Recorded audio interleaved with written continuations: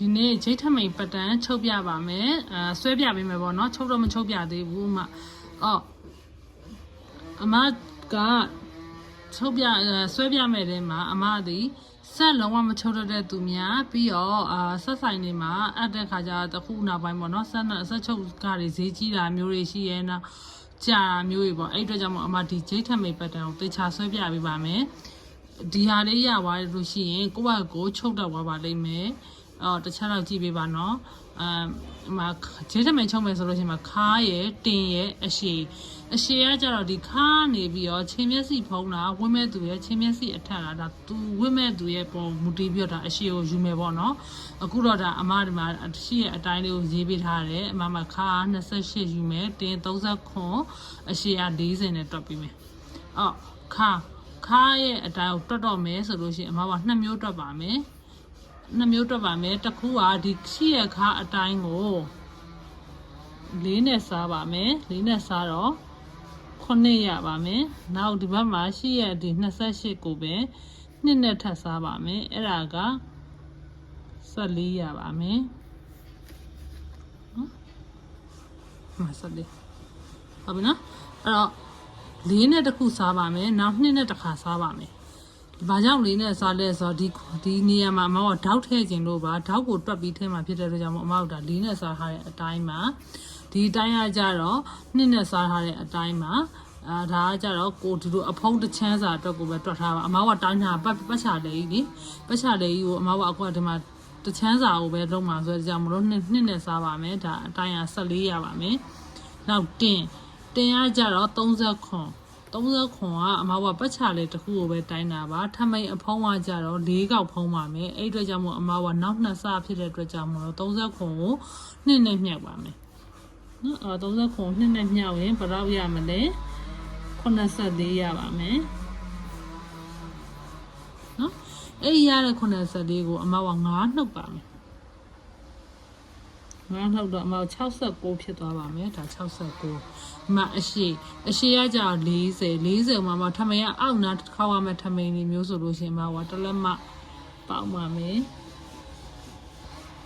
41ပါအမကဘာရမလဲဆိုတော့ခါအတိုင်းစီထောက်စာအတွက်က9ဒီမှာပုံဆွဲမဲ့တဲ့မှာဒါ14ပေါ့နော်ခါတိုင်းက9တစ်ခုရှိမယ်14တစ်ခုရှိမယ်တင်က69အရှိက41အဲ့တော့ဒီမှာပြပေးပါမယ်ခုအမကဒီမှာဒါပိတ်စာပေါ့နော်ဒါပိတ်စာကြီးကိုပဲသဘောထားလိုက်ပါဒီမှာအဲ့တော့ဒီမှာအပေါ်အောက်လေးခွဲပြပေးမယ်ပေါ့နော်ဒီပေါ်ကဒါအပေါ်ပေါ့ထမင်းဒီအပေါ်အစင်ပေါ့အောက်ကတော့ဒါအောက်အနားသာပေါ့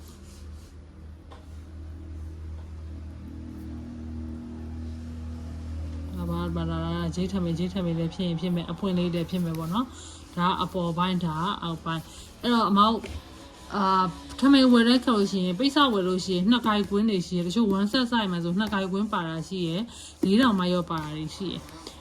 အဲ့မှာပိတ်စရဲ့အရှည်ပေါ့နော်ပိတ်စကဒီမှာဒီအထိတ်ကနေဒါအပေါ်ဒီမှာအောက်အနာအဲ့တော့ပိတ်စအမောကတိုင်းမယ်ဒီအရှည်ကပိတ်စဘယ်လောက်ရှိနေမှမသိဘူးအဲ့တော့ဒီအောက်ကနေဒီအပေါ်ကိုယူမဲ့အတိုင်းဒီမှာ41ဆိုရင်41အတိုင်းဒီအောက်ခြေကနေ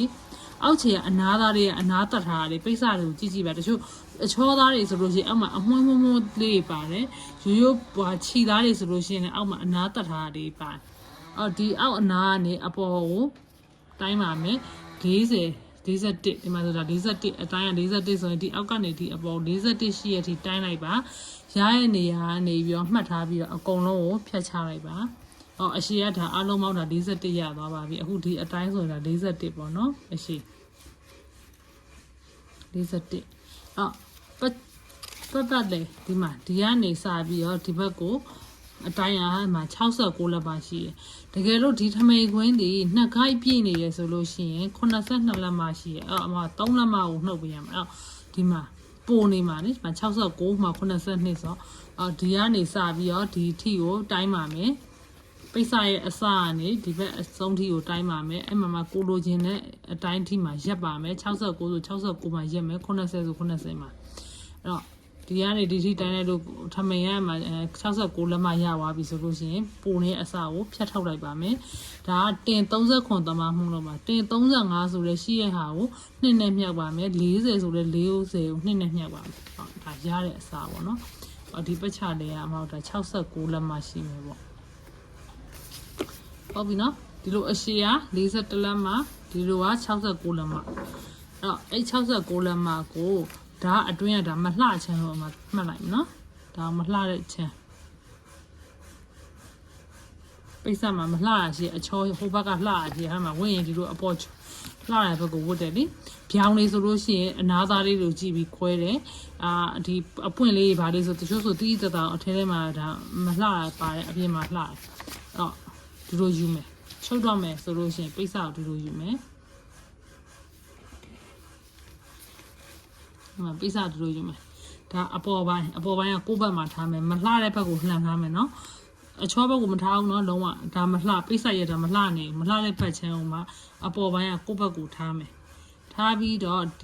ဒီမှာအစနှစ်ခုကိုဒီလိုခောက်လိုက်မယ်ဒါ69လက်မှအစကိုခောက်မယ်နော်90ရှိရဆိုလဲ90ပေါ့ဟာမတဝက်တိတိဝက်လိုက်မယ်ပိစတစ်စားလုံးတဝက်တိတိဝက်ပါမယ်မှတ်လိုက်ပါနော်ဒါတဝက်တိတိရပြီအဲဆိုဝတ်မဲ့သူကဘယ်ဘုံလားညာဘုံလားတခါလဲမေးပါဘယ်ဘုံဆိုလို့ရှိရင်ဒီလိုဖုံးပါမယ်အခုဒါကိုဘတ်ဆိုလို့ရှိရင်ထမင်းဒီလိုတော့ဖုံးပါပေါ့ဟုတ်တယ်ဟုတ်ဒီဘက်ကဘယ်ဒီဘက်ကိုဖုံးပါနော်မန္တလေးဖုံးလားအဲ့လိုခေါ်ရနော်ဘယ်ဘက်ကိုဖုံးမယ်နော်ညာဘုံသမားကကြတော့ဒီဖုံးတဲ့အစာဒီဘက်ကိုလာဖုံးနေမှာနော်ဟုတ်ပြီနော်အားလေးချက်မှတ်ပါအခုဘယ်သမားပေါ့ဘယ်သမားဆိုလို့ရှိရင်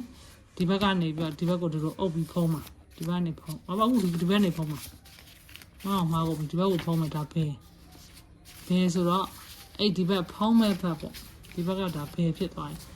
လက်ကလာရှိရညာဘက်နော်ညာဘက်ကနေမှဒီဘက်ကိုလာအုပ်မှာနော်ဒါဘယ်ဖုံးအဲ့ဘယ်လုံးမှလိုက်ပဲဒါဘယ်ဖုံး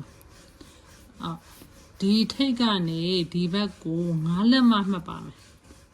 ဟုတ်ပြီနော်ဒီအစုံဆုံးအစထိတ်ကနေဒီဘက်အတွင်းလေးကို9လက်မှအကွာဝေးမှတ်ပါမယ်ပေတံနဲ့ကတော့မတိုင်းမြတော့ဘူးဒါပတ်တန်အသေးလေးမှုလို့ပါဒီကိုယ့်ရဲ့ပေတံပေါ့အဆက်ချုပ်မဲ့ပေတံမှာ9လက်မှဆို9လက်မှပေါ့အခုကဒါအမှန်အမှန်နဲ့ဒီမှာထားလိုက်မယ်ပေါ့နော်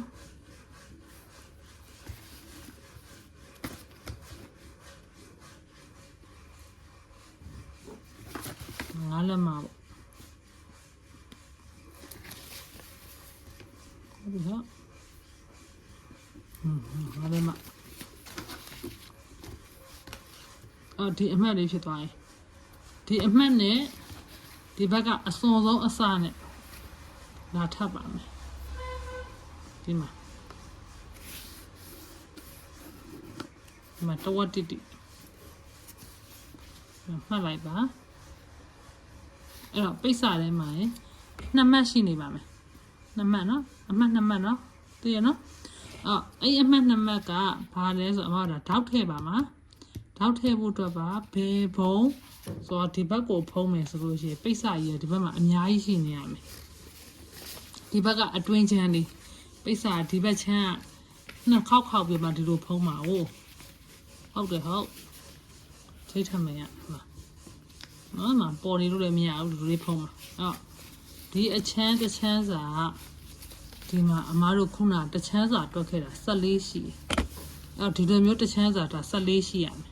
နော်ပြီးရင်အတိုင်းအတိအကျတိုင်းပြမယ်ဒီလိုမျိုးတစ်ချမ်းစာဒီမှာဒီကနေဒီဒါ14ရှိမယ်ဒီလိုဒီဘက်ချမ်းကနေဆိုလို့ရှိရင်နှစ်ခါဖုံးထားတာလေဒီလိုခောက်ပြီးတော့ဒီလိုလေးဖုံးပါလေအဲ့တော့14နှစ်ခေါက်ဆိုတော့28လက်မှာဆိုတော့ဒီဘက်က14ဒီလိုခောက်ပြီးတိုင်းရင်ဒါ14ရှိရမယ်အဲ့တော့မှဒီဘက်ကတစ်ချမ်း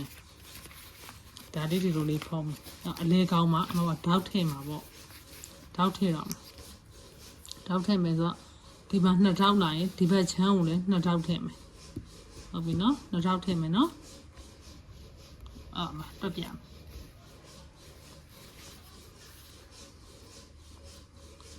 ဒီကနေဒီဘက်ကိုဒီအလဲမှတ်ကဒါအမအလဲကောင်တောက်ကိုထည့်မယ် ထောက်တစ်ခုကအခုဒါထောက်ဆွဲပြပါနော်ထောက်ကအတွင်းထောက်ပေါ့ဒီလိုအတွင်းအလဲကောင်မှရှိမှာဘယ်လောက်ရှိမလဲဆိုတော့အတွင်းအလဲကရှည်ရမယ်လေအော်6လက်မကွဲဒါမှမဟုတ်9လက်မဆွဲလို့ရတယ်အဲ့ထက်တော့အရင်မရှိွားနဲ့နောက်ဆိုတင်ကြီးကအောက်ကျရလို့ထင်သွားလိမ့်မယ်အဲ့တော့ဒါ9လက်မပေါ့နော်9လက်မအဲ့ဒါကိုအမားတို့ကဒီဘက်ကနေထောက်ကဒီလိုထားမှာ哦ထောက်ဆိုတာဒီလိုလာ哦ဟုတ်တယ်ဟုတ်ထောက်လေးရဒီလိုလာမှန်နော်အဲ့တော့ဒီဘက်ကိုဒါအကုန်လုံးချုပ်လို့ရအောင်လို့ဒီဘက်ကိုတလက်မဒီဘက်ကိုတလက်မဒီဘက်ကိုတလက်မဒီဘက်ကိုတလက်မဒါဆိုဒါအလဲထောက်ရပြီအဲ့ဒီဘက်နေဒီဘက်ကိုတလက်မခွဲတိုင်းရမယ်ဒီကနေဒီဘက်ကိုတိုင်းတလက်မခွဲအဲ့တလက်မခွဲလေးတိုင်းကြည့်ကြည့်တယ်ခုနကဒီမှတ်ထားတဲ့အမှတ်နဲ့ဒီကနေပြန်တိုင်းရင်တလက်မခွဲရှိလို့ရှိရဟောဒါတလက်မခွဲအမှတ်ဟောဒီမှာသူ့လိုပဲထောက်ကဒီမှာတလက်မစီချားရဲဆိုသူ့လည်းတလက်မချားဒီမှာအောက်လို့နည်းနည်းလေးကပြီးတယ်နည်းနည်းလေးအော်ဒီဟာကို9လက်မယူရင်ဒါကို6ခွဲယူမယ်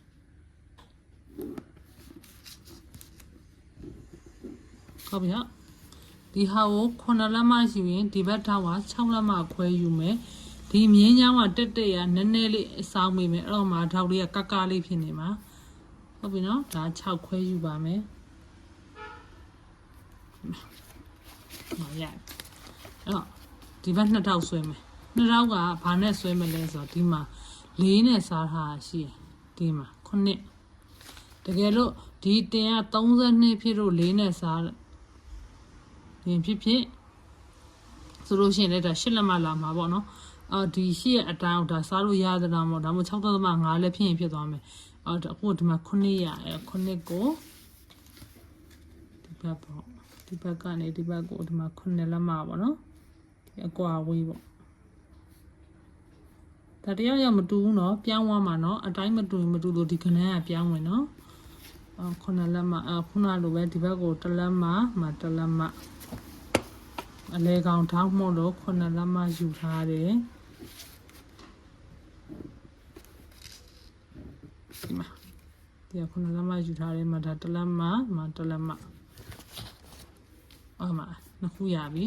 နောက်ဒီဘက်ကနေမှာဒီဘက်ထောက်လာမယ်သူ့လိုပဲခုနလိုပဲ1လက်မခွဲတိုင်းလိုက်ဒီမှာ1လက်မ1လက်မနည်းနည်းလေးကားမယ်6ခွဲ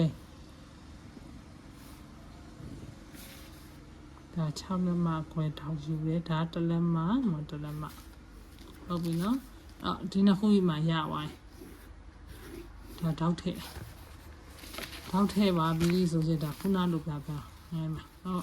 ဟောထောက်တွေကိုချုပ်မယ်လေချုပ်ပြီးတော့မှဒီဟာတွေတို့ကျုံသွားပြီးဒီဘက်ကအဖုံးနှစ်စားတွေဒီလိုလေးလာအုပ်ပါဦးဟုတ်ပြီနော်အော်ထောက်တွေကိုချုပ်လိုက်ပါမယ်ထောက်တွေကိုချုပ်မယ်ဆိုတော့ဒီမှာဒီလိုလေးပဲပေါ့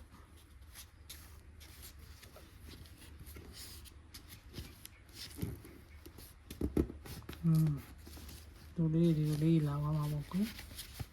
ပိစမှာတော့ဒါချုပ်ပြတော့လွယ်တာပေါ့နော်ဆက်ကွာနည်းနည်းလေးဖောင်းကြီးဖြစ်မှာပေါ့နော်